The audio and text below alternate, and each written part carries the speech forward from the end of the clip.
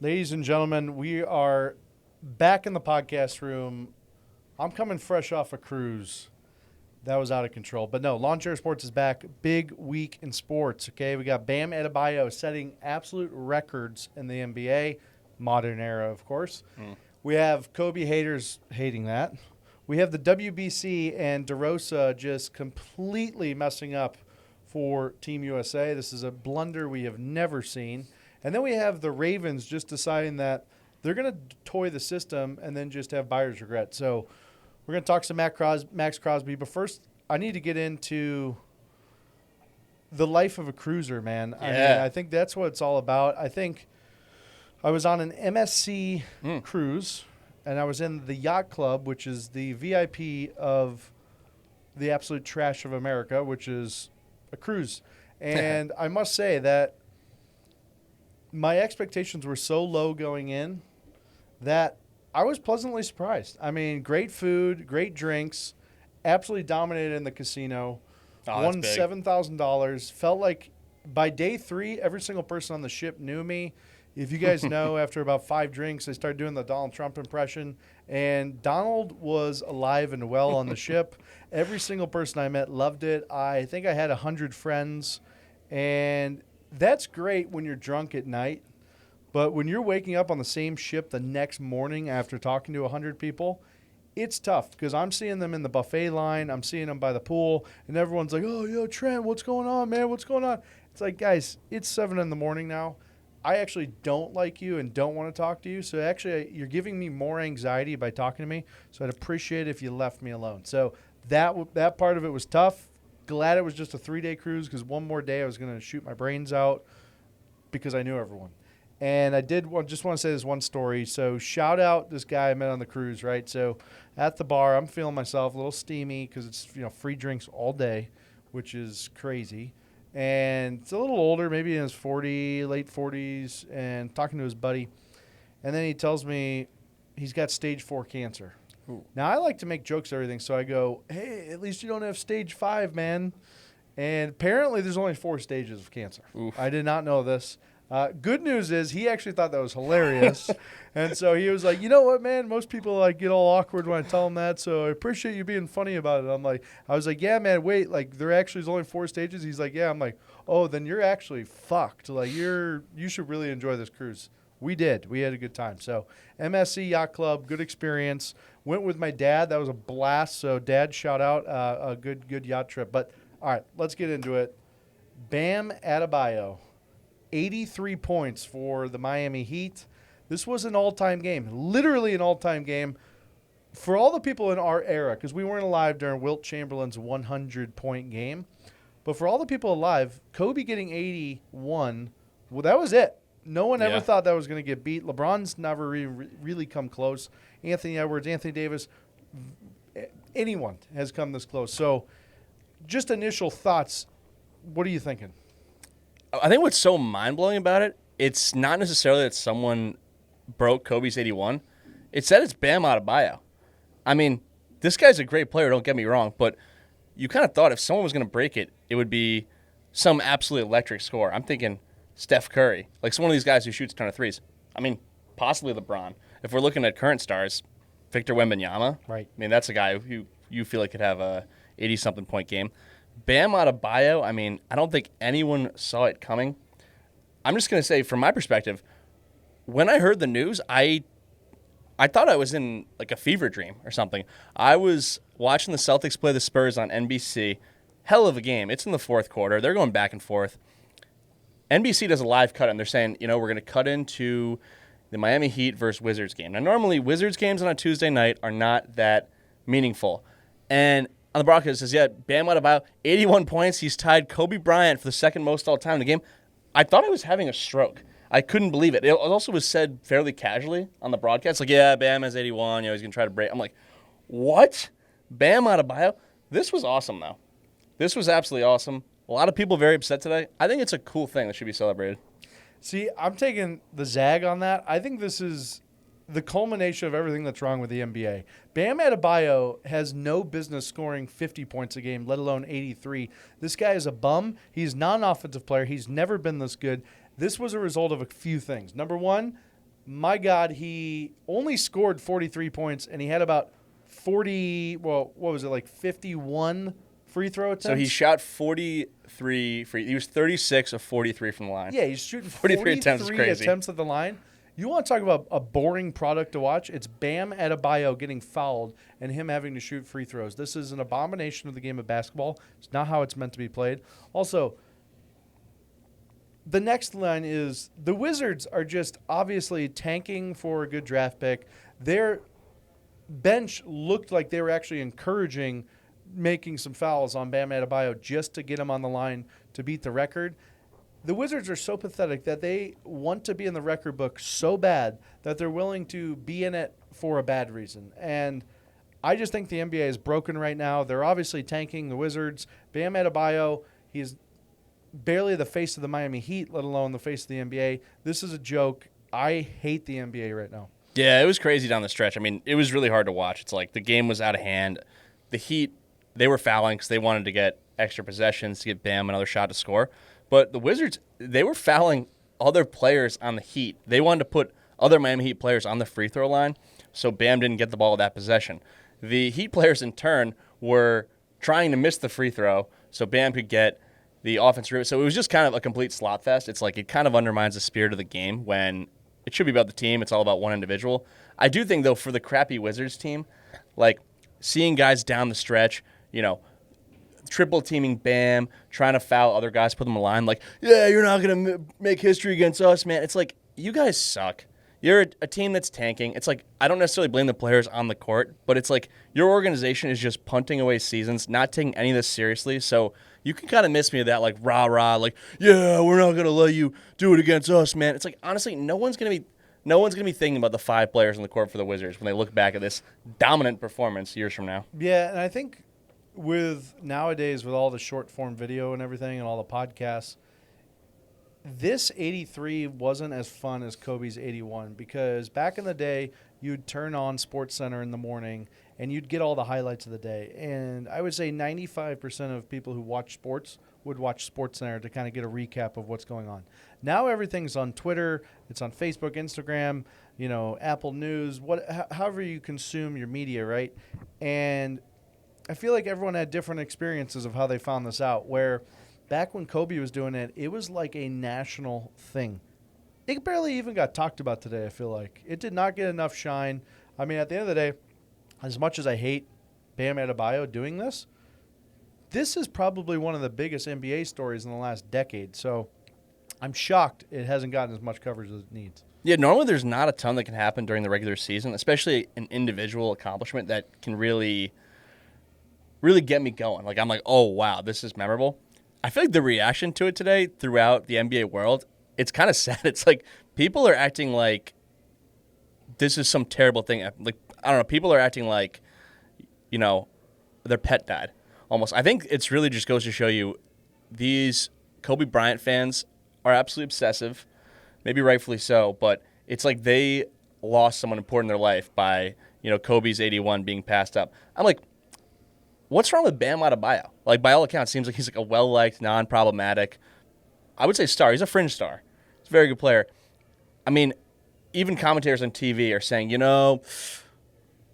at best they're saying we shouldn't be upset with Bam Adebayo right now. Like, okay, that's good to know. We shouldn't be upset with a guy who just scored his second most points in a game all time. Like, it is crazy. I mean, yeah, it's a slap product, but he was balling. I mean, down the stretch was just crazy. He was balling, though. He only made 7 threes, but holy crap. I mean, Bam Adebayo, quick catch and shoot from the perimeter. Like, he kind of looked like Steph Curry out there when he was throwing him up there.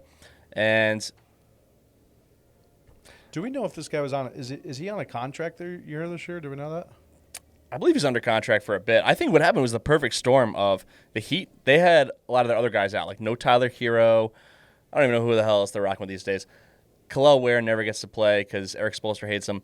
And the Wizards, I mean, they're tanking. Their whole team stinks. So it basically there was one above average NBA player on the court, and it was Bam. So it basically was like a 25-year-old playing with a bunch of 7-year-olds. Yeah. It's like, and it is crazy thinking about the absolute dominance of 83, what that actually means in a game. Because if you just think like you're going to a rec league game, for example, and you get a guy who played college basketball versus everyone who played high school, you can clearly tell the talent gap, and you're like, holy shit, this guy's good. He's not putting up 83 in a game like that. And so the fact that Bam Adebayo is doing this against NBA players is just insane. And, his name's forever going to be etched in the record book for this. And 2 out of the 3 top scorers were centers. So does the NBA take this and look and say, hey, you know what? Wemby, Adebayo, are big men back in the NBA? That's the question. I think they absolutely are. I mean, look at the most recent MVPs. Like, there's been a complete swing back to big men, save for Shai Gilgeous-Alexander, who won last year. But we're talking Jokic, Embiid, Giannis. Like, what do these guys have in common? Not American, but also they're big men. Like, big men matter again. It's not just about shooting and spacing the floor. I think it's a good thing. Like, it annoyed me when big men had almost zero purpose if they couldn't reliably shoot threes. Like, Giannis is one of the best players in the league, and when he goes up to shoot a three, it's ugly. It's a terrible sight. Yeah, it's tough. Like, he's not a great player because he shoots threes. Yeah. No, I think it's good. I think it's good for the game of basketball. But, I mean, that's how kind of all sports, where there's that pendulum that swings back and forth. I mean, we had the Splash Brothers for a while, and everyone was taking threes from basically half court. Trae Young came to the league, started doing it too. I don't really love that trend. I mean, I know obviously teams shoot a lot of threes right now, but it's like the defenses were built to guard the three as well. And if you can get that guy that can demand a double team down low, turns out it actually opens up more three opportunities because they're stretching the floor. So, no, good for Bam. That's congratulations to the Heat organization. It's funny, though, Dwayne Wade was talking some shit about the Heat last week, saying that basically they're just terrible now. And Bam actually talked about it in his presser, basically saying he didn't know what the fuck Dwayne's point in doing that was because he was just kind of like an unwarranted shot at the team. But it actually worked. Dwayne Wade obviously motivated Bam to have this game. So kudos to Dwayne Wade for being the Pat Riley motivator that we never thought he was. Yeah, the Bam Adebayo whisper. I mean, they've kind of lost their way. It's like you always hear them in the mix for all these superstars. We think of them luring the big three down to Miami with LeBron, Chris Bosh, Dwayne Wade. Then they land Jimmy Butler years later, go to the finals. It's like you always hear about them in the mix. They're always, it seems like these days, they're always the bridesmaid, never the bride. Like, they're never landing that big fish. They're moving guys all around. It's like, it feels like they're just getting further and further away from that NBA Finals appearance in 2023. But Dwayne Wade's a sellout. Dwayne Wade, he left the state of Florida, and he made a big point of doing it. He moved to Los Angeles. He said he no longer felt comfortable in the state of Florida due to some of the quote-unquote hostile policies put in place by Governor Ron DeSantis. It's like, Dwayne Wade, you're not president of Heat Nation. This is Bam Adebayo's nation. It really is. And that's a hilarious thing to say that the policies didn't feel safe in Florida. Florida, if no one's ever been here, it sits very southern in the U.S., but it couldn't be further from the South, quote unquote. It is a conglomerate of so many different races, religions, beliefs. I mean, shit, Miami has to be one of the most culturally diverse places in the entire United States. Yeah. You can walk around, you see people from all over. I mean, Tampa, very culturally diverse. Orlando is a center, basically an international hub. I don't know why Dwayne Wade has beef with Florida, but I'll tell you this. He's ruined his legacy with the Heat, and he needs to just keep his mouth away from the Heat, and his son needs to keep it's not his son. His son's playing. He played in the NBA for a while. That's right. He played in college because he sucks. He didn't make it in the NBA. So, anyway, enough about Dwayne Wade. But, yeah, good for the Heat, man. They get back in the news. Yeah, absolutely wild. So, I don't know. I think that's when we'll all remember where we were when we found out this crazy news. Bam Adebayo, 83 points, second most in NBA history.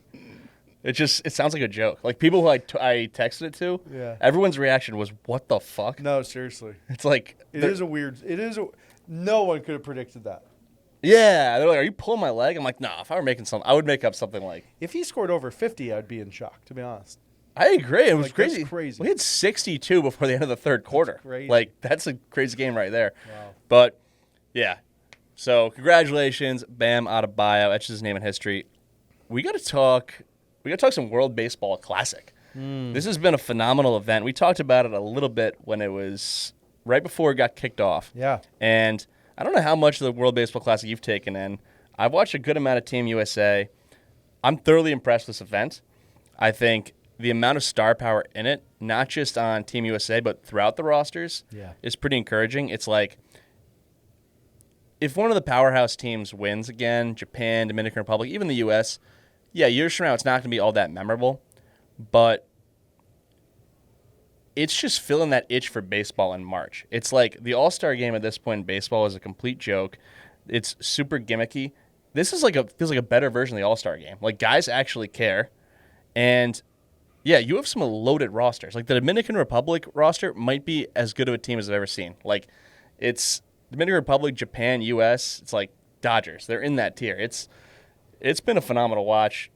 No, it's been great. It's just so much fun, and we've been spoiled to have it with the Olympics and hockey, and now this in baseball.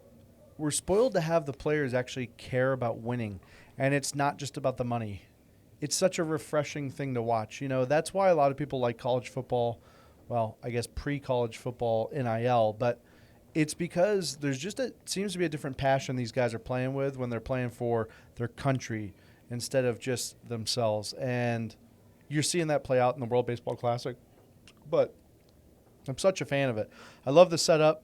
I think it's so much fun, and kudos to the WBC for putting on this event, because it can't be easy to kind of negotiate this with the MLB and figure out how to get these players. What if they get injured? I mean, there's a lot going on the line for these players, but none of them give a shit. They want to win for their country. And even Team USA was talking about they kind of want to feel like Team USA hockey, and they want to go out on top. They want to party in Miami as well, and they want Pat McAfee to pay for their bottles. Who wouldn't want that? Right? Who wouldn't want? Yeah, there's lots. Like, it's funny looking up and down these rosters. It's like there are a lot of guys with very loose connections to the country they're playing for. Like, a lot of these guys are just 100% American MLB players who are just playing for countries they have a loose connection to. But you know what? There's not enough spots on the U.S. team for 70 guys. So that's why you see these other countries. It's pretty funny, actually. I mean, you see, Red Sox out there, Jarren Duran, as all-American of a dude as it gets, like, grew up in California. It's like he's playing for Mexico. Yeah. It's just like, I don't. It's like, dude, my dad had some really good Tex-Mex one time, back in the 80s. So I'm on Team Mexico. It's whatever, It's like, hey, you can't play for Team USA. What about the next best thing? I mean, I don't think there's a better example of it than Team Italy. Team Italy, they just pulled off, as the broadcast said, the biggest win in Italian baseball history on Tuesday night. They took down Team USA 8-6 in pool play. Team USA is now in a wild spot. But I just want to get in with Team Italy. A lot of people say, wait, do they even play baseball in Italy? Like, Italy has a team in this? That's crazy. There are 25 guys on the roster. 21 of them were born in the United States. Like, it's a ton of MLB guys you're familiar with. The connections for Team Italy are very loose, but they're pretty hilarious. It's just like any guy named Joe who grew up in New Jersey and likes tomato sauce. They're like, you can play for Team Italy. It's awesome. You make a good point. Speaking of guys who grew up in New Jersey and love tomato sauce, we got to talk about DeRosa, man. That's true. This guy, an MLB utility man for 19 years, playing on all different teams, finally gets his big shot, being the Team USA manager. 2023, takes USA, they win silver medal. Okay, kudos, you get another shot. Comes back, seems to have one of the most loaded rosters our team's had in years. And we're going into the game at Italy, and he's getting an interview on the MLB Network and basically saying, I'm going to rest some of our big guys. We're going to give them a little break. We're going to take it easy. Obviously we punched our ticket already to the next round. Well, turns out DeRosa is smoking crack, and everyone else on his support staff is smoking crack because they were not guaranteed. And then they go out and lose to Team Italy, like you're saying, 8-6, which is the worst thing that could have happened with these weird tiebreakers as well. That letting up 8 runs just absolutely killed them. So now Team USA faces basically what needs to happen is Mexico plays Italy tonight. And obviously this will be coming out tomorrow, so you guys will know the results. But Mexico, if they beat Italy but score less than 5 runs, 4 or less, then USA gets eliminated, which is wild. So there's a world where DeRosa went into the game, sat some of his starters, like Bryce Harper, and lose to Italy, and then don't move on purely based on them not knowing the tiebreakers. Andy, I know that you're like a stats guy, you're a rules guy. I am sure you are mortally shocked that this organization spent all of this money, all of this prep, all of this hype for this tournament, and it's going to be blown up to smithereens due to an accounting error.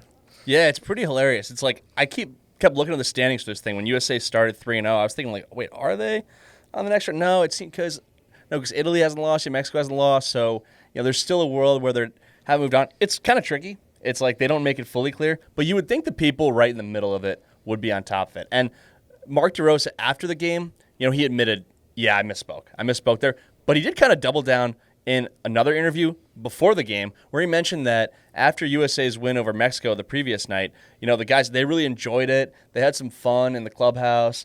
They pushed back the team bus back to the hotel. The guys were just really hanging out, soaking it all in. Like, it almost sounds like they had their little champagne celebration as if they thought they'd clinched. They thought they did. It's one thing if one guy doesn't know it. Very concerning if it's the manager. Is there no one on the staff who'd say, hey, Mark, couldn't we still, if we lose to Italy, then did not a single player understand the implication? I get it might be hard to challenge the manager if he's saying, all right, we did it, guys. We're on to the next round. You know what?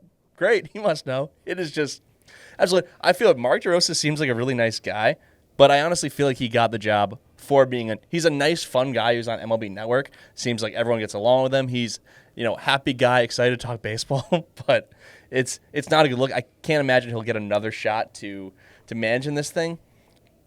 I don't know. And now the USA, they're in a situation where they need help. And these are some weird tiebreakers. Yes. Like very bizarre tiebreakers. So, naturally it's head-to-head, but in the event of a three-way tie, you go to the second scenario, which is runs allowed per inning played. And the per inning played thing is because there are mercy rules in this, so games can end short. They don't want to hold that against a team that mercies an opponent. After that, it's earned runs per inning played. Kind of weird to me. After that, it's batting average. And then after that, it just goes to essentially a coin toss. Batting average being third's wild. So to me, earned runs per inning and batting average are weird. Like the idea that it just puts too much in the hands of the official scorer. Yeah, it's weird. Like an official scorer, they decide is something a hit, is it an error. That affects batting average. That affects what's an earned run.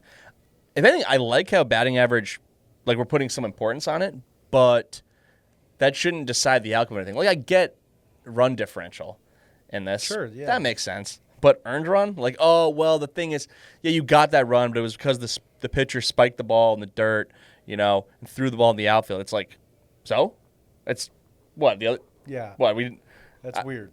I don't know. I So don't it like is a little weird. It's I do like the pool play concept. Like, Sure. It's kind of cool. It's like each game, it is. It feels like a playoff game, but if you lose one, you're not completely cooked. And then it seemed like Mark DeRosa, he kind of, you could tell just the way he managed the game, not only with the starters, like he did not understand the implications of any of it. Like he had, when they were down big, he had Clayton Kershaw warming up in the bullpen. Like almost wanted to give like old man Clayton Kershaw just like a last hurrah. Like, yeah, we're probably not going to use you in the quarterfinals, buddy. So like, let's just give you an appearance, in your hometown in Houston. It's like, no, dude. No, I was actually trying to do some research before this podcast to find a comparable sports blunder with DeRosa not knowing the rules like this. I couldn't find anything. I guess the biggest blunder of not knowing a rule, but I don't even think it was not knowing a rule, it was just an unfortunate rule, would be like Chris Webber calling a timeout. Sure. And for the Fab Five, and then it being a technical foul because they were out. But I feel like he knew that actual rule. A lot of times maybe you'll find in the NFL people not knowing stuff about the new challenge rule or like kicking the ball out of bounds on a certain kickoff if something happened before. But those are obscure things that might affect the game a little bit. Yeah. This one is going to affect them moving on to the next round and their entire strategy of the next game. It does go to show you one thing, though. This is like a weird analogy, but clearly organizations, sports teams, Fortune 500 companies, they're not using AI properly. Do you know how easy it would be to just throw in the rule and the tiebreaker PDF into ChatGPT, Claude, or Gemini and just say, hey, look at this box scores of the 5 games that have been played and just tell us if Team USA is in or not based on the rules. And it would have just laid out in simple terms. And maybe for DeRosa, they could have said, hey, explain it to me like I'm a 2-year-old. And then it would have been like, hey, like there's 3 fishies that are trying to get the food.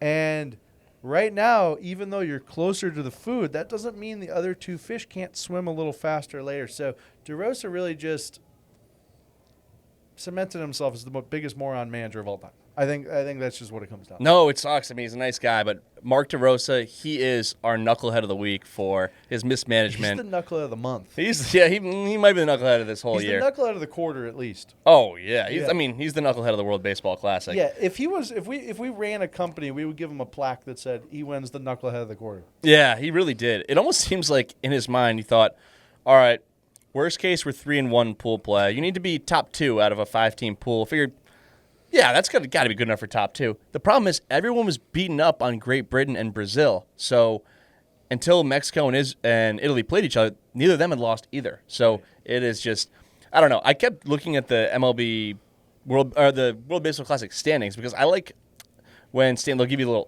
put a little X next to a team, basically say like clinch the spot in the next round. So I was trying to figure out, has the U.S. clinched or not? And it's just funny, some of these things that the fans don't always understand. It's like, oh, yeah, no, the uniform personnel, they don't get it either. Like, I think you were trying to think of examples when a coach has really has made a mistake like this. And I really can't think of one, but no. I do think of, like, NFL players not understanding the overtime rules. Oh, yeah. Like, I believe it was the classic Eagles quarterback in the day? Donovan McNabb, after they tie a game. He's like, yeah, I actually didn't even know a game could end in a tie. It's like, yeah. Okay. It's like, I probably wouldn't say that out loud. Or really when the Chiefs won that classic overtime thriller Super Bowl against the 49ers. It was a new playoff overtime format. Right. But Niners get the ball first, kick a field goal. Chiefs get the ball now. They go down the field and score a touchdown. It's like, in what reality is the game not over? Mecole Hardman catches the touchdown pass. It's like, dude, that's one of the most iconic moments in the history of the Super Bowl. And his reaction is like, all right, yeah, like, good play. Like, almost just like as if he just caught a pass in practice. It's like, yo, dude, we just won the Super Bowl. He's like, oh, no way. He said afterwards, like, yeah, I didn't know it was over. It's like, how did you think this format worked? It's bad. But I get it because things that fans are confused about, it's like, well, the players must know. No, they don't know. And the managers also don't know. So, tough look for DeRosa, but I'm sure he'll bounce back, be a funny guy on TV. Yeah, great on TV. Yeah. And been a hell of a tournament. Also, they could just make it and win, and the situation plays out how it should tonight, and USA moves on. Hopefully that's the case for DeRosa, and then they go on to win gold, and then no one gives a shit. Yep. But it'll be probably won't happen. A funny little memory. We'll see. I love that stat on the Italy team, though. That's fucking hilarious. It was crazy. I was 21 out of 26 of them are born in the U.S. Yeah, that seems to be a little bit of a problem. I was like, are any of these guys from Italy? It's like, all right, he's Italian. He's Italian. He's like, birthplace, USA. One guy was born in Venezuela, but it was like USA. It was just Venezuela. That's amazing. Yeah, I've learned a lot about these different countries throughout watching. Like on Team Brazil, I feel like over half the players were Asian, and I was very confused. I was like, I've never been to Brazil, and then it got me reading on Brazil. Apparently, they have the largest outside of Japan. They have the largest Japanese population in the world. So I guess I don't know. Bizarre. And someone smarter than me could explain why that is. Apparently, they love playing baseball. So I don't know. You learn a lot about these countries when you think like, wait, do they even play baseball? Yes. I got to go to Japan one day, man. Oh, I've heard like phenomenal things. Yeah, it looks like a great place. Also, just their culture is so much different than the United States that I feel like the shock would just be incredible. Like I feel like everywhere you'd go, you'd be like, holy shit. Like the way they sleep in those like sleep pods, they got the high speed train. They got like vending machines everywhere. The 7-Elevens are fantastic. There's just people everywhere in Tokyo, literally like shoulder to shoulder. People bump into each other, don't even care. They love baseball. They do love sports over there. And the Koshien, the high school baseball is everything. Guys will throw like 700 pitches in 10 days. No, it's awesome. World Baseball Classic. Let's see what happens. But glad we waited a day to record the podcast because a lot happened yesterday. Yeah. Good timing on that. All right. We got to get into the NFL off season because this free We're going to start over. No, yeah, get into it, Andy. Has free agency officially started? I don't really know. I'm not sure when it officially starts. Okay, so I saw a tweet. They said 4 p.m. People thought like that's when it ended. No, it starts at 4 p.m. Yeah. Even though all the stuff's already coming out. Yeah, so the legal tamper period, it's been a hot. But the number one story today, without question, the Ravens are backing out of their blockbuster trade with the Raiders for Max Crosby. The NFL world seems pretty upset at the Ravens for this. Yeah, Will Compton came out, and he actually had a story about one of his teammates who played in Washington had something similar happen to him in Baltimore. I believe it was a receiver at the time, and he had signed, with the Ravens, goes to do his physical. Well, then another receiver came on the market that they didn't think was going to come on the market. They failed his physical, signed the other guy. So he actually called that before we found the news today that they actually signed Trey Hendrickson to a pretty sizable deal, but they didn't have to give up 2 first-round picks. So Ravens essentially have a trade agreement with the Raiders, 2 first-round picks for Max Crosby. Crosby obviously coming off that weird knee injury where he's posting himself dunking right after. Seems like he's had enough time, didn't play at the end of the season. Seems like he's probably healthy by now. He claims he's very healthy by now, but he's out there literally celebrating this deal too. He was pumped to be a Raven. I'm sure Lamar, everyone in the building was probably pumped about this. And then this guy is about to drive to an event thrown by Dana White. What's it called? The slap thing? Oh, slap boxing? Yeah, it's called like where they literally slap each other. Oh. Have you not seen this? I thought it was slap boxing. It's something different? Or just slap? I mean, it might be slap boxing, but it's called, the league's called, anyway, where they slap each other, okay? So he's driving over and literally calls Dana White. He's like, hey, I'm turning around. I just found out on Twitter that they're not going through with this trade. Twitter's crazy. The Ravens doctor who they used is actually the Cowboys doctor that they use. So I'm sure all these orthopedic surgeons, there's probably a few that are just the best that they use. But there's no doubt in my mind that the Ravens organization knew exactly what was going to happen. On the back end, they were probably hearing that the market for Hendrickson was a lot lower than maybe they were expecting. And so they were like, shit, we don't want to give up 2 first-round picks for a DN that's actually hurt when we could pick up another white DN that's probably not hurt and pretty much the same player. And so the Ravens come out looking like assholes, but winning this by far. They saved themselves big by this not going through. Yeah, it definitely feels like that. Like they're going to do it under the guise of like, well, we looked at, put him through a physical, and what we saw, we didn't like, no, you knew you were trading for a guy who was injured and just had surgery. When I first heard that Max Crosby was going to Baltimore, I thought it just felt right. Like they have a reputation. They're a defense-first franchise. Like he's got some mean in him. Like they always have just like mean defensive guys. I thought, he is pumped. He's going to a legit franchise that's going to contend.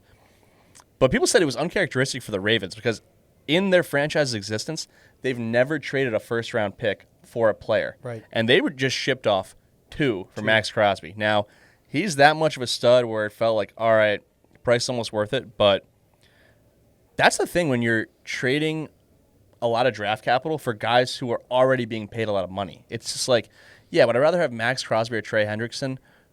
I'd rather have Crosby. But, if I'm talking about 2 first-round picks and you're paying him versus just giving up the money for Trey Hendrickson, I kind of get it. So, well, of course, because think about it like a trade. Like if the Ravens did have Crosby, let's say they signed him, and then another team signed Hendrickson, and then they talked to him and trade, and they're like, hey, we'll give you Max Crosby, but we want Hendrickson and 2 first-round picks. That's basically what happened. Good point. So, yeah, it makes complete sense. But there's a lot of people that were like upset at the Ravens organization for this. No, guys, the Ravens did a masterclass in hedging bets. They did an absolute masterclass. They wanted Hendrickson probably the whole time, but they were like, all right, we're going to hedge it. We'll trade for him knowing that we get the physical. He's had the knee stuff. We can probably back out. Now, genius move. However, I wonder how that plays out long term because these GMs all kind of know each other. They're friends. The organizations are kind of – obviously there's only 32 teams. So, you do shit like this. It's like the next time the Ravens want to do a deal – do people trust the bullshit that they just put out? Because they've put now the Raiders in a very bad situation. Yeah, no, it is true. It's like it almost seems like the Ravens basically had time to kind of sit back and think about it and then thought, wait a minute, we gave up too much. We're not comfortable with this. But a lot of people are saying that. Like the NFL world, they're putting this on Baltimore. Like the Raiders are not at fault here. The Ravens are the assholes in this situation. And I'm hearing a lot of teams are going to be hesitant to do business with the Ravens. I don't believe that. Like maybe right now if you're a GM, you look at that and say like, oh, those assholes. Some team will probably swing a trade with the Ravens in the next week. Like would it shock you now if the Ravens hanging on to these picks now turn around and say, maybe we're going to swing a trade for A.J. Brown with the Eagles. Like, I wouldn't be shocked one bit. It's like, well, we think the Ravens are out of the trade market forever because they pulled one scumbag move. I think it's a little bit overhyped. But the Raiders are kind of left just holding their dicks in their hands because we knew that, you know, the relationship with Max Crosby, it was fractured. Like, they probably couldn't bring him back no matter what. But now, I mean, they have no leverage. Like, they have to kind of play this game where they pretend like, oh, we really want to bring him back. He's a hell of a player. But I mean, you can't imagine they're going to get as much as they – there's no way they're getting more than 2 first-round picks. No. It was honestly a crazy haul to begin with, even though I like the player. He's hurt. He already makes a lot of money. It's – you know, he's 6 years into his career. It's not like he's 24 years old. Here's the thing, though. I mean, just hear me out on this. Obviously, Raiders moved on from Geno, which is hilarious that he's back with New York. Yeah. But – their defense might be kind of unbelievable this upcoming year. I mean, they just got Nakobe Dean from Philly. They re-signed they got Quay Walker. Yep. They got Malcolm Kuntz returning to Vegas on a 1-year deal. They got Kwity Paye, another D end. And you keep Max Crosby. Let's just play out a scenario where Mendoza comes in as the number 1 pick. What if he's actually electric? Yeah, you just never know. What if he's actually electric? Because he's not a young quarterback like some of the guys that come into the league. This guy's an experienced guy. He's been a starter at multiple locations, and he's coming off a Heisman and national championship. He brings that winning kind of frat boy mentality over to Las Vegas. And you pair that with a defense led by Max Crosby and some of the players that they added and re-signed. Do the Raiders actually have a chance? And then they have Ashton Genty as well back there, who Pete Carroll just absolutely botched on how to use him. I wouldn't be surprised if you see this Raiders team actually make kind of a surprising run next year. Well, another thing, you know, the Ravens, they spent big money to sign the former Ravens center, Tyler Lindenbaum. And we're also hearing that they're really they want to land a marquee receiver. Like before Alec Pierce re-signed with the Colts, we heard that the Raiders were willing to throw a lot of money around. We're hearing that they're interested in A.J. Brown. When I first heard those, I kind of thought, that barely makes a lot of sense to me, especially A.J. Brown, who's older than Pierce at the very least. It's like, you're not that close to winning anything big. Right. What are you doing? But Tom Brady's at the helm, and he's made it clear. He has watched teams ruin quarterbacks by just going the wrong way about their development. The fact that they gave big money to a center, like he's saying, we're going to give Fernando Mendoza every opportunity to succeed. So, yeah, if we trade for A.J. Brown, no, he's not going to win a Super Bowl here in Vegas with Mendoza, but we're going to get his career off to a smooth start. So they're doing everything possible to really make Vegas a smooth landing spot. And you know what? We're going to see how it plays out. I think last year was a clown show. I think they basically ended up tanking by accident. I'm not giving them credit for bottoming out last year because I think they were trying to win when they brought in Geno and Pete Carroll. I kind of like the direction of the Raiders. Like, they might be starting to shed that garbage franchise label. I agree. And I mean, it's not crazy to think when you look at a team like the Patriots last year who had a massive turnaround from the year before. Nothing's out of the question anymore with no team being like the clear number 1 in the NFL right now. And they'll have a last place schedule, so they're going to play all the last place teams. Like, the NFL is designed to have you flip year over year. Like, they want teams at the bottom to get to the top, team at the top to... I like the Raiders. They're my dark horse for next year. So, very interesting moves there. But, yeah, curious to see. Where does Crosby land? I think he stays with Oakland. Or Could be. Vegas, sorry. I'm still an Oakland Raiders guy. But I don't know. They're definitely not going to get 2 first, though. That I know for sure. No, it's not going to happen. This happened about a week ago now, but Buffalo Bills swung a trade to give Josh Allen another weapon. They land DJ Moore for a second-round pick. In exchange for the second, they get DJ Moore and a fifth-round pick. Yeah, that's right. I mean, listen, obviously anyone is better than no one. So DJ Moore, obviously, kind of a little bit quieter than his Panthers days in Chicago. But I saw one interesting stat that really spoke volumes to me. You know, the Bills have been struggling against man coverage now for years with Josh Allen. Keon Coleman, Cooks being old, Shakir just kind of being a shorter guy. We don't have great advantages when it comes to man coverage. DJ Moore against man coverage is ranked number 3 in the NFL since he started his career against man coverage in terms of yard per attempt thrown. So you get a guy who knows how to get separation and win in man coverage. That will be huge for opening up the rest of the offense for Josh Allen. Do I think giving up a second round is good for him? Of fucking course I do. For people who are like, oh, how could you give up a second for a guy that old? Well, they gave up a second for Keon Coleman 2 years ago, so I'd rather have a guy who's established. Anyone who has a different theory on a draft, should you trade a draft pick for someone established, the answer should always be yes, in my book. Always be yes. The only reason it would be a no is if you're playing with cap space and it like affects the rest of the thing. But if it's just a straight up, it fits in the cap, then it is absolutely worth it. I talked to a couple Panthers fans who are big time Panthers fans, and they agreed. They said, no, that guy's a stud. Chicago treated him like shit. If someone knows how to use him, he's going to kill it. And I believe Joe Brady, during his time with Carolina, actually spent some time with DJ Moore as well. So he knows him well. He knows how to use them, knows his strengths and advantages. So, great pickup for the Buffalo Bills. Yeah. When I first heard about it, I thought, like, it feels a little bit underwhelming. Like, for some reason, I expected the Bills to swing really big at receiver in the offseason, which I don't know who that would be. I guess A.J. Brown. Mike Evans. Yeah, Mike Evans. Like, a little bit bigger name. But, and I'm with you. Like, if you're a team trying to win a Super Bowl, then you're not hoarding all these picks. Like, you're trading a second-round pick for an established receiver. You don't have time, because especially a receiver, like if you get a second-round receiver, they're going to give you more than DJ Moore will this upcoming season. No way. So my whole thing with this guy, I wish we had Andrew, our resident Chicago fan, on to give us some more detailed insight, because I don't think this guy is your typical like diva receiver, like I need the ball, causing problems. He's not that. But I feel like I've seen him in interviews. I've seen him on the field. I don't think this is a guy who's like obsessed with football. Like I feel like there's something a little bit off with the guy. Like he hasn't played with great quarterbacks so far in his career. Sure. And there was definitely something off with him and Caleb Williams in Chicago. Like he's walking off the field in the middle of plays.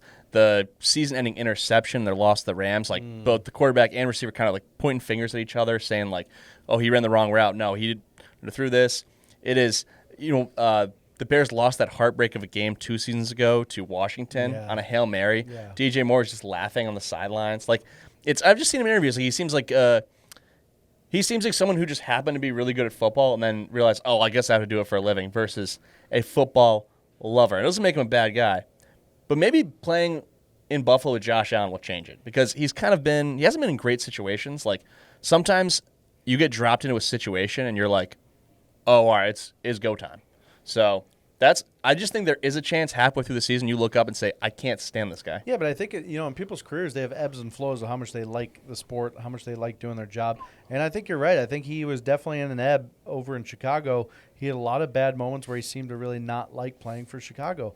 But what a way to reinvigorate a guy's career than to get him going to Buffalo, which is a clear Super Bowl contender. You're playing for literally the best quarterback in the league in Josh Allen, and you're going to be playing in front of Bills fans who are some of the least critical fans of the actual players themselves. Like, they'll actually have their backs the most, versus Chicago, who just shit on everyone if they suck at all. And then number 4, a little side note, it's going to be fun for DJ Moore going to Buffalo in the year that they're playing in their new stadium, so he gets all the hype of that. I think DJ Moore, if you want to turn around a guy's love for the game, going to Buffalo to do it is the place to do it, because guess what? There is nothing else to do in Buffalo other than be happy to play football. And if he's not happy about the football part of Buffalo, he's going to be then miserable, because there's nothing else good about Buffalo other than playing football in Buffalo. And the Wings. And the Wings. And the people. and Niagara Falls, and the waterfront's building up downtown. Oof. But and good schools. Yeah. So, big time move for the Bills, kind of getting out in front of it. One of the first pins to drop. They make a move early, pouncing on wide receiver. Love it. Go Bills. Yeah, sticking in the AFC East, the Patriots, they cut Stephon Diggs. He had 1 year remaining. As a replacement, they've signed former Packers receiver Romeo Doubs to 4 year, $68 million contract. Yeah. Romeo Doubs is the best player in NFL history who wears a Guardian cap. And that's just a flat-out fact. This guy is going to be a way better weapon for New England. I've said it since the start, Stephon Diggs is a little baby-back bitch. I hope he goes to prison for what he did. He fucked over so many girls, including Cardi B. Pretty sure he has like 7 baby mamas. He's the least likable person I've ever seen play in the NFL. And Romeo Doubs has been nothing but just a performer and a production specialist. I think him and Drake May will have a way better chemistry. And he's not a guy who's going to be like upset or being a diva. And I think that fits more in the Mike Vrabel mold. Yeah. Like when I first heard the Pats were releasing Stephon Diggs, I didn't really love it because all the talk is that this really doesn't have a lot to do with this ongoing legal situation. Like this was just for money. And he only had 1 year and $20 million left, which to me isn't crazy for a number one receiver. Like he just put up big numbers this past season. And I just felt like the team's not better without Stephon Diggs. Now, I do get it. He's got the ongoing legal stuff. If that's part of it, fine. Because the Patriots, they've been burned in the past by this. Like when they brought in Antonio Brown briefly in 2019, they gave him a $15 million signing bonus up front. Within a week, he was in trouble. He was sending intimidating text messages to the girl who brought the lawsuit against him. They had to cut bait, and that money was out the window. So I kind of get if you're Robert Kraft saying, we're not taking a chance. If there's any smoke here, we're out. The Steph Diggs experience went way better than expected year one. Let's just get on top. The guy kind of tends to be a ticking time bomb in places. Like it starts out good, and then by year 2, 3, 4, it's just awful. So they might have gotten out at the right time. Kind of like what I said about the Bills. I wanted the Pats to swing big. Like I talked about, I liked Alec Pierce, who ended up re-signing in Indianapolis. Liked the idea of A.J. Brown. Romeo Doubs didn't even cross my mind. Honestly, I think right now Stephon Diggs is a better player than Romeo Doubs. But Doubs, he's much younger. He's 26 years old, closer in age to Drake May. They got him for 4 years. And it's almost like I can live with this one. Like to me, bringing back Stephon Diggs, that's like getting yourself a Wendy's Baconator. And, I mean, trading a first-round pick for A.J. Brown, that's like a triple Baconator. Signing Romeo Doubs, it's like a nice bowl of boiled broccoli. Like, am I excited about it? I'm not ready to run through a wall, but it's probably what I need. Like, it's probably, at the end of the day, what's good for me. So, I think this was kind of a savvy move by the Pats. I still think they need a true number one, but I think he can kind of fill the void of Diggs pretty nicely. But he's never had a season in his career even as good as Diggs this past season. So, the Pats have to bank on, some further development out of Doubs. Yeah, I mean, it will be tough in terms of that. But, I mean, also, is Stephon Diggs back in the market to be a Buffalo Bill? I was honestly thinking, like, how hilarious is the bridge, like, that far burned where they would never consider back? Or has he been kind of humbled a little bit to where, you know what, Josh, I miss you? Because that's one thing. It's been very quiet on the Stephon Diggs front. I'm sure a lot of teams kind of want to just figure out what's going on with this ongoing lawsuit. I mean, last season, no legal issues, just recovering from the ACL. He didn't sign with the Pats until late June. Yeah. So it is. It'll be interesting to see what happens. I mean, that would be funny, though, if you look DJ Moore, Shakir, Knox, Kincaid, and then Stephon Diggs. That turns into a pretty good receiving core and tight end core. Plus, you got the leading rusher in the league and the best quarterback. And you just re-signed Connor McGovern at center, and you have Deion Dawkins at left tackle. Now we're starting to feel in that Super Bowl territory. I would do it if I were the Bills. It's like if Diggs is willing to accept that, yeah, it's not going to be like it was a few years ago where I'm looking to you on every ball. Yeah. DJ Moore is the clear number one. It's like if he can accept that, why wouldn't you do it? You just went through a season of lacking weapons. Like why? And you never know. Injuries, it's like get some depth in that wide receiver room. Yeah. Yeah, it is kind of crazy. All right. Sticking in the AFC East, the Miami Dolphins, they're in full overhaul mode. They've signed Malik Willis, the former Packers quarterback, to a 3-year, $67.5 million contract. Tua has been cut. Tua is signed with the Atlanta Falcons. What do we think about these Miami Dolphins? I think the Miami Dolphins are in absolute shambles. They're doing the classic, trying to find the guy who failed when he got his starting chance first time. Then he became a backup, got his chance, had 2 or 3 good games, has a big arm, and they think they're going to turn him back into a franchise quarterback, and they're giving him basically franchise quarterback money, which you would think they would have just learned from the mistake of giving a guy who's mediocre franchise quarterback money. They're having to eat a dead cap amount of $100 million to get rid of Tua Tagovailoa. That is, for Stephen Ross, that just has to keep him up at night, that they have to pay that guy that much money, and it ruins their cap that much for what he brought to the Dolphins organization. I will say this. Good on them for cutting bait and not sticking with Tua. He clearly wasn't the answer. So at least they're moving forward. I just think it's probably not going to go well. The Malik Willis experiment will end quickly, and they just guaranteed him a lot of money. So bad move for the Dolphins. Yeah, it is kind of crazy. Like, nothing went right in the final years of Mike McDaniel, and it seemed like the Dolphins said, we want to get serious. So they basically said, we're just, you know what? They hired consultants in the offseason. Troy Aikman was, oddly enough, was part of this group that was doing it. And they just decided, we need to do Green Bay and Miami. They're like, who's pretty solid organization, good year in year out? Packers? All right. They went and hired former Packers VP of player personnel. They hired, as the general manager, they hired the former Packers defensive coordinator as their head coach. They are both incredibly generic white guys. The new GM, John Eric Sullivan, the defensive coordinator, Jeff Hafley. I mean, they could be in this upscale fitness club right now, and I wouldn't know it. It was hilarious when Stephen Ross did the intro press conference. He's like, we were pleased. We were very thrilled to introduce, like, in his brain, he's like, what the fuck's this guy's name? He's like, John Eric Sullivan and Jeff Hafley. Like, he's like, wait, who are you guys again? Just like white, like thing one and thing two. Not a good look for Stephen Ross. And now, Hafley, he's going with a guy who he's familiar with from his time in Green Bay. I don't know. Everyone was really high on him. He did play well at a few starts with the Packers last season. I don't know if he's all that good. There's a weird quarterback market. Like, there's not really a lot of team openings, and also there's not a lot of marquee guys on the market. Like, it actually seems like 26 of the 32 teams will actually start the same quarterback as last season, again in 2026. I would be more excited with a guy like Joe Milton getting a chance to start versus a guy like Malik Willis. Malik Willis had his shot in Tennessee to kind of show what he had. And, yeah, he played, okay with Green Bay, but clearly Green Bay didn't think he was better than Jordan Love, and I wouldn't consider Jordan Love a top 10 quarterback in the NFL. So you're, guaranteeing yourself, at best, the 11th best quarterback in the NFL. I just think it's a weird move to bet your entire franchise on him. But why not go out, trade for a guy like Joe Milton, give him a shot? That guy played so well for the Patriots when he had his shots.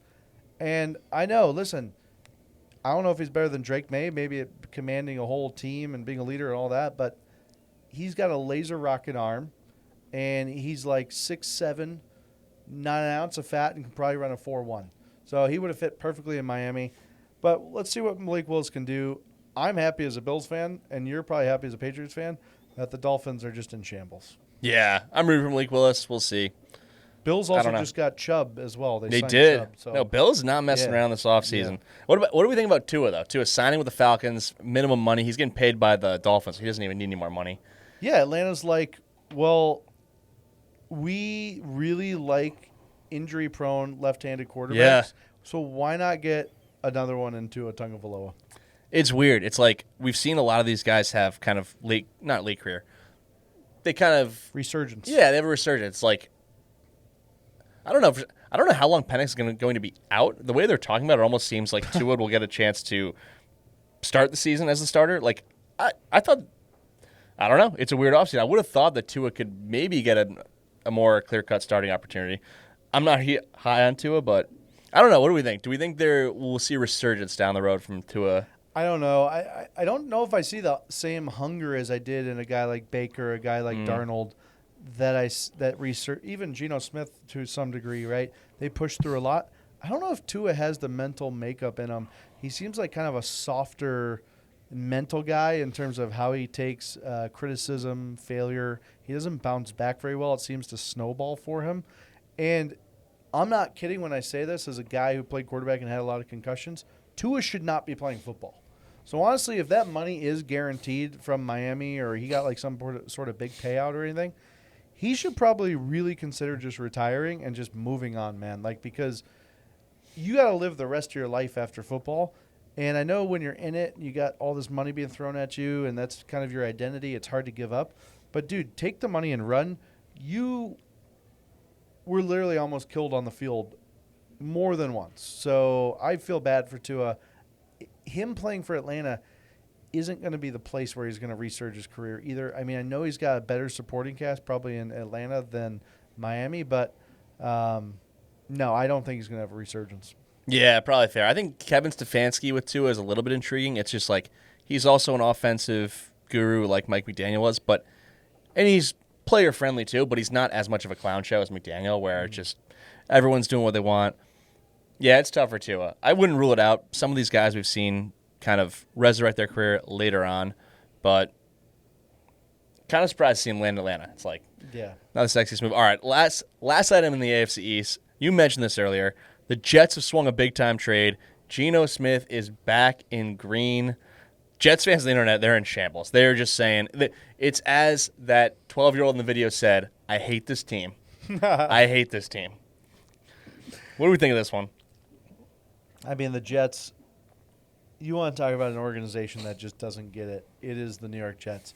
You can't, in good faith, bring back a guy that failed for your team what feels like 20 years ago. I mean, it feels like 20 years ago that Geno Smith was getting drafted early in the first round and just sucking as the Jets quarterback. And New York hated Geno Smith. The Jets hated Geno Smith. Then he bounces around the 3 different teams, and then the Jets are like, shit, we need a quarterback. All right, who are we going to get?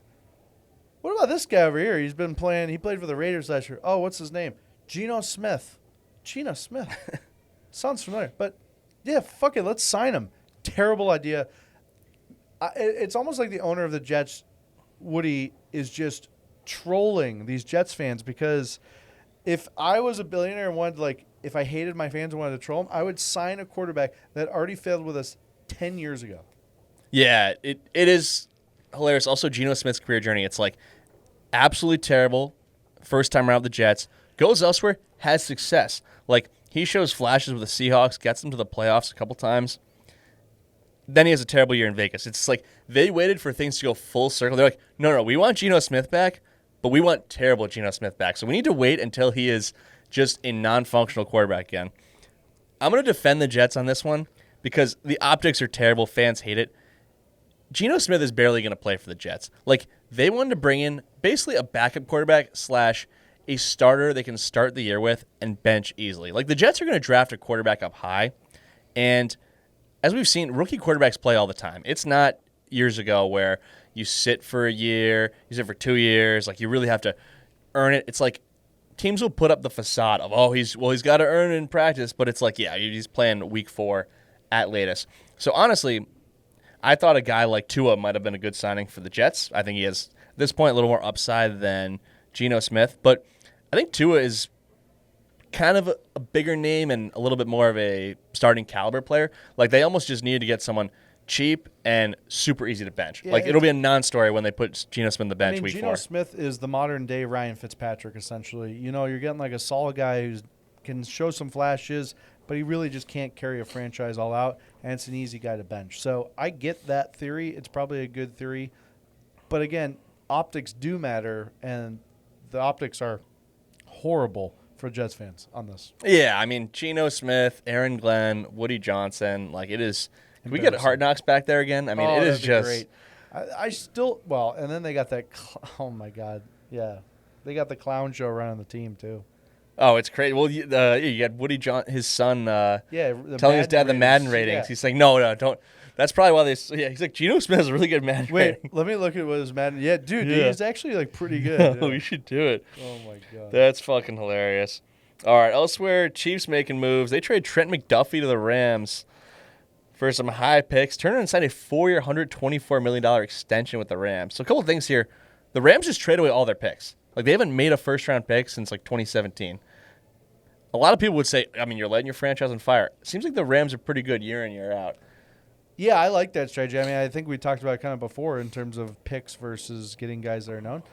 I love the Rams strategy, and they must be pretty genius at figuring out the salary caps for all of those players that they're getting, because that's a ridiculous contract they signed as well. Yeah. But, yeah, I'm full on for the Rams strategy of getting guys established, winning in their window. Because, I mean, let's be real.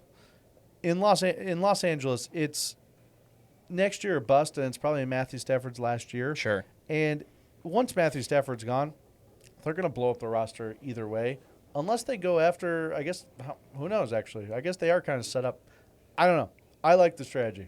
Yeah. It's just, I don't believe in a lot of this, like, salary cap jail and salary cap crap, because I've been hearing for years, ever since the Rams first got to a Super Bowl with Jared Goff, that a reckoning is coming. I mean, they're going to suck. It's, they're going to have all this dead cap money. And year in, year out, they just have a great roster. Yep. Like, they don't even have picks. They don't have cap space. And somehow they just have great players making a lot of money every single season. It's pretty awesome. It's just, honestly, the market for corners has exploded. Like, 4 years, $124 million. That's a whole lot of money. It is, I don't know where I stand on it. It's like, I feel like corners for a while were undervalued. Then their value caught up as the passing game became more prominent. It's like, wow, if you have all these guys throwing the ball all the time, all these top receivers, then you got to put someone out. Now I'm like, I don't know. I look at the money that some of these edge rushers got. Like, I would much rather have a big-time edge rusher than a lockdown corner. Yeah, I think the corner comes down to basically the organization's defensive kind of scheme more than anything. You know, if the Rams are pretty man-heavy, then it makes sense that they would need a stud cornerback. But if they're, different organizations, are very big on zone defense. And then it's like, all right, we don't need to pay some cornerback $100 million to sit and cover 3 all day. So depending on your philosophy on defense as to what you play most, I think that affects that a lot. But, yeah, the corner market is exploding. But, I mean, you got to think, too, it's all relative because the salary caps keep going up as well. They keep increasing it. So every year they're like, oh, my God, what are we going to do? And then they just raise it up like $35 million. So I don't know. I think the teams that are going to gamble and are flirting with, like, just being over the line with the salary cap, those are the people that are going to succeed the most. Yeah, very true. So the Rams, just fearless. They're doing things. They're going to be good again this upcoming season. They are going to be scary good. I think the Rams are going to make it to the Super Bowl next year. Yeah. I mean, it seems like the consensus right now, it's like people are really narrowing in the NFC. Like, people like Seattle and the Rams a lot. Again, I mean, 2 clear-cut best teams in the NFC last season. It's, you look at some of the other playoff teams, it's like Niners were good, but banged up, older. The Eagles are kind of losing a lot of pieces. Like, it seems like their roster's so talented that a reckoning was coming. Like, Jalen Phillips leaves. He signs a big deal with the Panthers of free agency. Nakobe Dean. It sounds like A.J. Brown's on his way out. It's, it's March. There will be some team that no one's thinking about. Dark horse team for me is the Giants. I've said it before. I like some of the moves they're making. They signed Isaiah Likely. No, they're not going to compete with the Rams and Seahawks. They might win that division, though. That's hilarious. I just wanted to talk about this quick because it's been on my mind. Josh Snyder for Seattle. Yeah. His parade speech where he brought up Kenneth Walker, and Kenneth Walker seems like a guy who's pretty subdued, doesn't want to really have his face out in the light. Well, he turns around and says, this guy back here was trying to negotiate with me 5 minutes ago. The joke didn't land. Clearly, Schneider was hammered. And then he was like, yeah, it was super awkward, not cool. And it was like, Kenneth Walker just sat there like, what the fuck are you bringing that up for, bro? Instantly gone. As soon as free agency opened, Kenneth Walker's like, fuck you, Josh Schneider. I will not play for you again. Yeah. Crazy turn of events. Yeah, he lands in Super Bowl MVP, lands in Kansas City on a big money deal. 3 years, $43 million. So stupid by Kansas City to give him that money, too. Yeah, it is kind of loud. Like, I like the player a ton, but what's funny is they also re-signed Travis Kelce. He's coming back for one last hurrah, 1 year, $12 million. So it's like you're giving Kenneth Walker more money than Travis Kelce. Like, Crazy. I think he's a heck of a running back. But he had 700 yards in the season. Right. I know he like split with Charbonnet and stuff, but still, he is not a game-changing running back. I mean, he just had a really good Super Bowl. I mean, that was it. I think it's probably the Chiefs saying we need a running game that's seemingly we need it now. It's disappeared. Also, like Mahomes off the ACL, we're going to take some pressure off him. But I feel bad for the guys who play running back. I think no one takes a bigger beating week in, week out. But it's just, if you're Seattle, like, I don't think any differently about the Seahawks and you than I heard did some before of the, this. You heard some of the reports coming out about Mahomes, right? No, like his rehab or what? That Kansas City was actually listening to possible scenarios of trading Patrick Mahomes. That's the dumbest shit I've ever heard. They were like, listen, if we can get 5 first-round picks, I hate we'll this listen shit. to it. That's a real report. That's incomprehensible to me. Unless they just don't think he's ever gonna be the same. It's like guys come back from ACLs all the time. So I don't know, just. But maybe they know something we don't know about him. I don't know. Like, I would trade 5 if I were a quarterbackless franchise, I would give up 5 first-round picks for honestly even like a lesser franchise quarterback. Like who's someone who we like, who's a notch. All right, like. I'm about to get myself in trouble. Like under the top notch. Like not. Obviously, it's like Burrow, Allen, like Lamar Jackson, Caleb Williams. Tough. Well, maybe not 5. I was gonna say like, all right, maybe not 5. Okay, if I were a team, if I were Lamar like Jackson. Well, I think Lamar's kind of in that tier. Okay. Do you think so though? Because he like can't win the big game. Hasn't won the playoffs. I don't know if he's won 5. MVP. Oh, well, what about Joe? Who's better, Joe Burrow or Lamar Jackson? Maybe. I think Burrow will have a longer prime because he's less. Okay, so that's what I'm saying. That's why I think Lamar Jackson's like a good one. I guess so. It's like, yeah. I don't think he's in that upper echelon, man. Like Matthew Stafford, Josh Allen. Who's next? Mahomes. I'm feeling that. Yeah, I would say like, all right, let's see. If I were like the Jets or some team that, I know the Browns just traded all their shit away for quarterback, but some team that can never get a right quarterback, like I would give up 4 first-round picks for Justin Herbert. Like 4 or 5? Would you get 5? I guess 5. I don't know. What's an extra one? It's just like if you 5 for, if you just Herbert's can't get it. That's a good one. Yeah, like kind of like I wouldn't do it. I think it's a great. I don't know. It's just the idea of it's like whenever you're trading away some stud player, it's like Mahomes can go down as one of the greatest. You're never getting equal return. Like even if you nail all 5 first-round picks, which you won't. Like you'd be lucky to get 2 like Pro Bowl players out of that. That is honestly, that's crazy. I'd like to see how all the teams do weigh their draft capital, though. Well, I know there are these like charts that kind of will compare like, oh, okay, like a second rounder is the equivalent to like a 4th and a high 5th. Yeah, it's weird. And it's like kind of taken as fact. It's like, oh, obviously it is, but it's like, I don't know, because you do kind of want to condense your talent. Like you'll be like, oh, this team has like that's the thing with the Patriots. Like, oh, they have like 12 picks, draft 12 picks. It's like they have like 6 6-round picks. It's like I'd be surprised if more than like 2 of those guys are on the roster. Like you don't have like there's not space to play for all these guys, especially if you're like bottom of the draft. But isn't it cool that the NFL actually the whole draft matters? That like 1 through 7 actually does hold some weight versus pretty much every other sport. It's like once you get out of round 1, it's irrelevant. So I think that's why the draft and the offseason is so much fun in the NFL, because your team can literally go from shitty to good by having a good GM. So I think the NFL just continues to nail it as a sport overall. Yeah. Look, the Super Bowl was a month ago, and we're back. We can't stop talking football right now. Like, what, we think you're talking baseball like this in November? So much talking more basketball like exciting this in to talk July? about Like the NFL as well. Oh, it's great because every game matters. It does. All right. Other notable moves. Giants signed Isaiah Likely, former tight end from the Ravens. 49ers signed Mike Evans. His career in Tampa comes to an end. How about some notable free agents that are still available? We already talked about Stephon Diggs. Before we get into that, Yeah. I want to comment on the Mike Evans to San Francisco. Yeah. I think there's something here. His hamstrings are going to be mush in San Francisco. I mean, this guy couldn't keep his hamstrings healthy in Tampa Bay. He gets near that electrical substation, this guy's hamstrings are just going to melt down. So, Mike Evans, prayers up to your hamstrings because that electrical substation is no joke. Yeah, it seems like the 49ers are committed to just having like the most injured team ever, year in, year out. Like they have a lot of very capable players, but just older players who are always injured. I think Kyle Shanahan he's one of those guys who just cannot deal with rookies. Like he's just like, nope, screw this, I'm done with it. But like honestly, they'd trade up to get Trey Lance. He barely gives him an opportunity. He's like, this guy sucks. Get him out of my face. It's just like this guy. He just can't deal with player development. So like he wants the established older guy, but between the substation, I mean, apparently the surface of the field is terrible. I expect another season with a lot of guys on IR for the 49ers. But good for Mike Evans. I mean, shoot, it'll be weird to see him outside of Tampa Bay. It's horrible that he left, man. Yeah, it sucks, but I don't know. At least lands in a good situation. All right, who do we got left in the free agency? So I feel like there's one intriguing quarterback left in the market. That's Kyler Murray. Like the Arizona Cardinals have cut bait, and the Cardinals they intend to go in. At least this is what they're saying publicly. They intend to go in the season with Jacoby Brissett as the starter.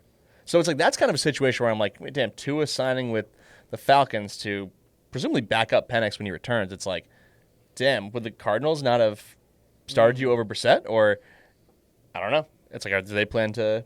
But Kyler Murray's word is that the Minnesota Vikings are very interested. You know, Kevin O'Connell loves a good reclamation project. He resurrected Sam Darnold. They're also kind of iffy on J.J. McCarthy. Like, we're hearing whisperings that even only 2 seasons after he was drafted, he only played this past season, they have a lot of questions about him as the guy going forward. I mean, yeah, Kyler Murray to Minnesota would be great for Jefferson, for Murray, for O'Connell. I mean, I am so out on McCarthy. I mean, that Michigan baby, that little baby back bitch who falls backwards in the cold tubs, is the most insufferable quarterback that I've ever seen in my entire life. J.J. McCarthy is the epitome of what happens when you're a coddled loser your entire life. Everyone tells you you're good looking and good at football, and you just have no sense of reality. J.J. McCarthy calling himself 9 was one of the biggest media blunders of all time as well.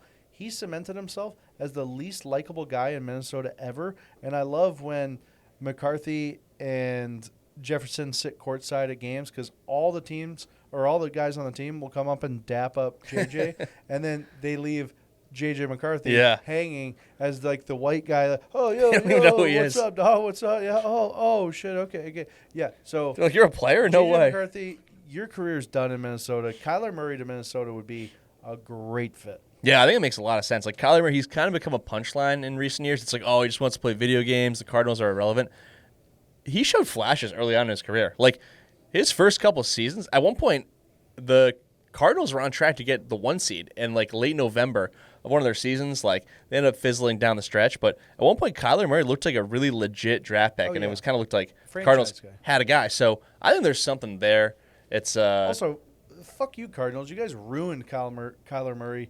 Putting Brissett over, you ruined him. You gave him no talent on the outside either. It's crazy. You gave fucking, who did they sign? Like Christian Kirk for like $300 million. They thought that was the answer. Or I can't remember if he start there. Christian he started Kirk, there, and then but they keep bringing in like stars yesterday. It's like Zach Ertz, James Conner, just guys who were like big time players 6 years ago. The slowest NFL running back of all time. Yeah, it's tough. Other notable targets that are out there, a lot of good receiving targets. Jawan Jennings from the 49ers. Oh, yeah. Big time player. We already talked about Stephon Diggs. Deebo Samuel is available. Yep. Former Eagles tight end Dallas Goedert. Okay. Another tight end, David Njoku, Cleveland. Damn. I didn't know he was a free agent. Dude, I would jump all over him. Because he can block, too, and he's like a physical specimen. He's a beast. I would love Njoku in New England. Brandon Ayuk, who went AWOL from the 49ers. Yeah. Well, Evans is effectively his replacement. Is he a free agent, though? Did they cut him? It's apparently they're like voiding. Apparently they're able to get out of a lot of his money from this past season because he just didn't show up to team activities. I'm sure he is just stunned by that. What what? Yeah, what an idiot. I had to be there. It's like that. All you had to do, actually. It's crazy. Oh, wow, you guys should have called me. And lastly, I feel like there's been no smoke about this guy, Tyreek Hill. Ooh. Yeah. I feel like those it's are some big super names. interesting. I agree. Those are some big names. Because it seemed like things moved quickly with their – because like, obviously like A.J. Brown, that's in a standstill. The Eagles are asking for a ton. Who knows? But like we heard a lot about this Alec Pierce. And right away. It was like, oh, back to the Colts. Right. And it was like the Bills moved quickly to trade for DJ Moore. It kind of seemed like, damn, all the dominoes fell at receiver. Still a lot of big names. Yeah, Jennings is kind of a sleeper too. I mean, if you're a wide receiver needy team, I would take a chance on Hill and probably get Diggs, man. That would be a crazy deal. It's like you're basically just saying, off the field concerns, I don't care. I mean, those were two of the best receivers the last Raiders. 5 or 6 years. Send them to the Raiders. Or Dallas is just like some organization that just does not care. Oh my God, George Pickens. Oh God, CeeDee Lamb, Stephon Diggs, and Tyreek Hill, all on one roster. You know who else they should sign if they're just going to go all for it? Oh, who's that? Joe Mixon. So, oh yeah, the Cowboys, thinking about this: Tyreek Hill, Stephon Diggs, George Pickens, and what did I just say? Joe Mixon. Yeah, Joe Mixon. That would be one of the most fun-loving organizations of all time. At least George Pickens, like his problems are like on the field in the locker room, as far as we're aware. Spare me, dude. There's no way George Pickens acts like that on the field, and then he gets off the field. He's like, anywho, you guys doing anything? No, that guy has got to be one of the biggest scumbags in the club for sure. Yeah, it's crazy. So still a lot of big names. I'm curious to see what happens with a ton of these guys. I mean, I think reunion can make a lot of sense. Like if the Bills will have Diggs back, shoot, I would do Chiefs it. With Chiefs with Hill makes a world of sense. It really is just like, what kind of team do the Chiefs want to be next season? Like, are they set and going for it? It's like, bring Kelsey back for one more year, not big money. I don't know. Let's see what happens. A lot of wild cards in this whole thing. You just really don't know. That's all I had on big time NFL offseason, but I feel like we're still a couple more NFL stories I want to get into. Really quickly, Myles Garrett got his 9th speeding ticket since 2017. He was clocked on Interstate Northeast Ohio, going 94 and a 70. But what is this guy's deal? We all remember there was an interview last season where the reporter asked him about it, and he got real snippy. He said, I just want to talk about football. Should this guy have his license taken away? No, was he going 94? This one, he was going 94 and a 70. This in his recent arrest, or his recent ticket. Oh, well. He was not arrested. I mean, that's... I believe it was way worse over the summer. I believe was it in? It was in Ohio. Yeah, okay. That's in Ohio. I mean, we drive on the I-75 all the time. 95 and a 70 is people do that daily. Speed. People do it all the time. Like that's I feel bad for him that he lives in Ohio. The one over the summer was. I think he was arrested for reckless driving. That being said, though, 9 in 9 years, it's like this guy should just. He is oozing with money. He should just have a professional driver. Yeah, but also you got to think of it like this too. If he was let's call him going 130 in the one before. This is going 94. That's like 35% less speed. So he is improving. He's showing improvement. That is a good point. Huh. Going in the right direction. Yeah, so I'm sure he's got a fantastic lawyer. That could maybe be an argument we see in traffic court. Yeah. So we'll look out for that. But, yeah, number 9 for Myles Garrett since he was drafted in 2017. Last up, I absolutely love this. This happened on a live stream. It was a Texans local beat reporter. So he was doing the live chat thing where fans, they're typing in, they're asking questions. And one of the listeners, he types in, he asks, would LSU right tackle prospect Dixon Myers, is he some of the Texans who the Texans should be in on? He said, Dixon Myers, right tackle, yeah, he would fit in. He would definitely fit in. So I just love it. It just goes to show you never win when you pretend that you know what you're talking about or not. No. Like if that guy just said, I don't know him, not familiar with it, I haven't watched him play. Yeah. Whatever. When he says, yeah, definitely Dixon my ass would definitely fit in. That's tough. I mean, tough times to be a local reporter. Also, I like to see it because there's so many freaking players in college football, and the way these guys just act like they've watched all of these guys play. They've watched all their games. Oh, yeah, I know his tendencies. It's like, no, you don't. A lot of people in sports media are such freaking phonies. Even if you did this 50 hours a week as a full-time job, it's like you haven't watched everything of every play. Like, no. They're players you don't know. You don't know what the hell you're talking about. No, you're not. So, you know, you try to fake it till you make it. You make a Dixon my ass joke. You walk right into one. Well, he walked into that, and yeah, he'll fit in great. That could be a really good fit. Maybe he was just trolling him. Be a phenomenal fit. I would give him a lot of credit. When I watched, it seemed like he was just. Nah, he didn't. Yeah, no, it's. Don't give him that much credit. No. Can't credit for that. Well, Yeah. hey, man, it's good to be back. Obviously, we haven't been shooting as much as we want to, but also there hasn't really just been as many stories, so I don't think there's really been too much need. Seems like our Kalshi sponsorship has just absolutely disappeared. That guy has completely evaporated, but it's kind of hilarious because in the messages, he said many times that he was going to get us back. He was going to, 2 free videos. Thank you so much. Like, we're going to do 4 more with you. I'll tell you what, I don't like to be fucking lied to, and this fucking piece of shit fucking lied to us. Fuck Nick Hull. That guy absolutely fucked us. Yeah, fuck Kalshi. The company is extremely problematic. This shit's going to be shut down within months. 100%. I mean, it is just, yeah, they say no insider trading. It's like there's never been a platform more susceptible to insider trading. Like the fact that, oh my God, the fact that a politician can bet on what they're going to say or not say in a speech, there are so many ways you can manipulate the crap on it. So I'm just going to say this, but like, if you want 2 fucking guys in lawn chairs to just take out an entire fucking organization, me and Andy have so much fucking dirt on this Kalshi company. It's actually insane. So I love doing business with good people and companies that I believe in. Kalshi can go suck my ass. They're ruining the youth of America right now. And honestly, I'm ashamed that we ever even associated with these people. They are scumbag fucks, and they're just hire a bunch of fucking liars and don't pay their fucking talent like they said they were going to pay.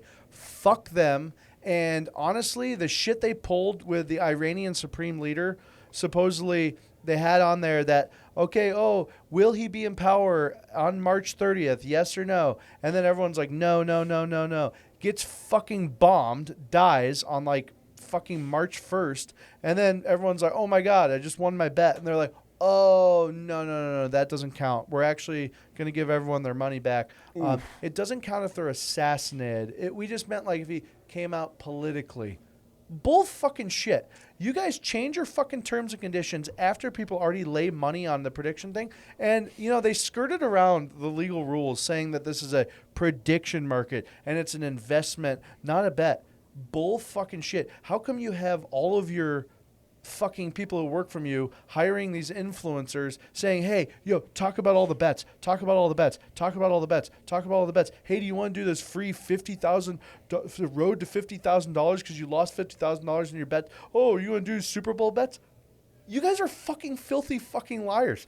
I have so much shit I'm going to take you down. We're going to have a whole fucking segment every week on how stupid Kalshi is as a company and how the United States government should shut that fucking company down. Come at me, Kalshi. Yeah, it's fucked up. It's like, I don't know. Yeah, this company shouldn't have fucked us. They fucked us over. It's like they promised us paydays that never came. They're trying to get the kids addicted to gambling.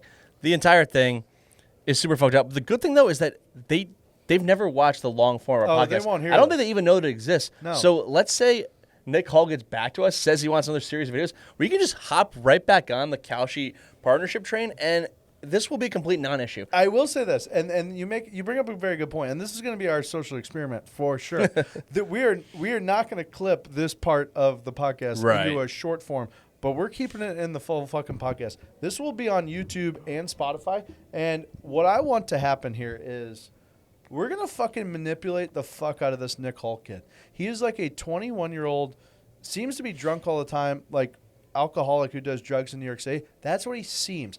Obviously, I don't know him at all, and I doubt he's that at all. And so I'm not saying he is that. That's just my caricature of him in my head. However, he's going to get back to us when he needs like some fucking videos posted quickly, and it's probably going to be around March Madness starting time frame. Right. And he's going to be like, hey, do you want another $5,000 to do 2 videos? And I'm going to be like, yes, I do want $5,000 for 2 videos. Let's do it. And then I will post the 2 videos of Kalshi, and then we will keep doing those videos until Kalshi gives us so much money. But at the same time, if they don't, we're going to have an expose and we're going to take down Kalshi from the inside out. Yeah, it's crazy. It's just like if Kalshi wants to give us money, we're down. We'll accept it. But we're just going to keep doing our thing because they were really trying to push us in a direction of do the Kalshi videos, make betting videos. It's like no one wants to watch videos of us talking about sports betting. No one wants to watch videos of us talking about anything, but especially not sports betting. Like, think about how annoying it is just talking sports with your friends. Like, the under. Oh, I have this guy. It's like, oh my God, shut up. It's like, you want two idiots in lawn chairs talking about that too? Like, no, you don't. It's just stupid. It's insincere. It's not our brand. It's not what we started on. We didn't want to get into the betting thing, but I mean, money does talk, and that's why every single sports podcast is sponsored by DraftKings, FanDuel, blah, blah, blah, blah, blah. Well, what if we weren't? What if we were sponsored by just another company that made hundreds of billions of dollars by ripping off kids who just turned 19?